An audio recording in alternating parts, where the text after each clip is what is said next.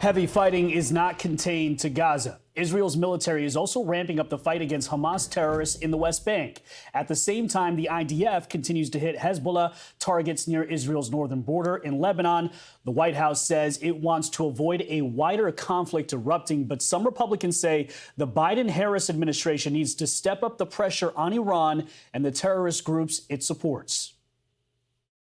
What the Biden-Harris administration should have done from the beginning is not pressure Israel to restrain its response, but let Israel win from the very outset. For 11 months, Joe Biden and Kamala Harris have put more pressure on Israel than they put on Hamas and Iran's other terror proxies. Let's bring in retired U.S. Air Force Brigadier General John Teichert. Thank you so much for being here, General. I want to ask you, what do you make of what the Senator Tom Cotton just said there? What does the Biden-Harris administration need to do now? And do you put some blame on how they've handled this situation? Brian, I think that the Biden-Harris administration needs to look themselves in the mirror, because part of the reason why we continue to see Hamas surviving and hostages now being executed is for two reasons. Number one, because the restraint of the Biden-Harris administration has actually prolonged human suffering because it's prevented Israel from winning the war. And that means that Palestinians and those hostages have been suffering.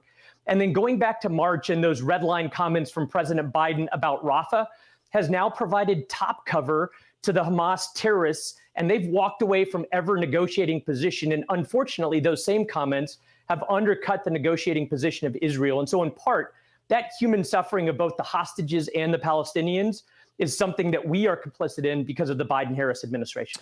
We have seen the reporting from Trey Yanks. We're seeing the images coming out of Israel right now. A ton of pressure on Prime Minister Netanyahu. You have the defense minister of Israel, Yoav Gallant, who is warning here that if a ceasefire strike deal is not complete, that this could be a situation where there is an imminent deterioration into a multi-front war.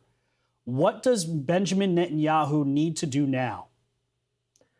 It has been a constant struggle in Israel to balance their two primary objectives, which is to secure the release of the hostages, but at the same time destroy Hamas. So the next round of this type of situation won't include more Israeli hostages. What Netanyahu needs to be able to do is show strength supported by the United States to end the war in Gaza by defeating Hamas and then resulting in the return of the hostages, while keeping pressure on that surrounding area around Israel that looks to eradicate the Israeli state and to eliminate the Jewish people. Seems like the sticking point here is an area of land between Gaza and Egypt. Netanyahu wants to put troops there and make sure that they do not give that back to Hamas. Do you think at this point, given what we're seeing, that a temporary ceasefire at the very least should be struck here? Do you think we're at that moment now, the tipping point, where Netanyahu is finally going to have to get to the table here for a ceasefire, even if it's not a lasting one?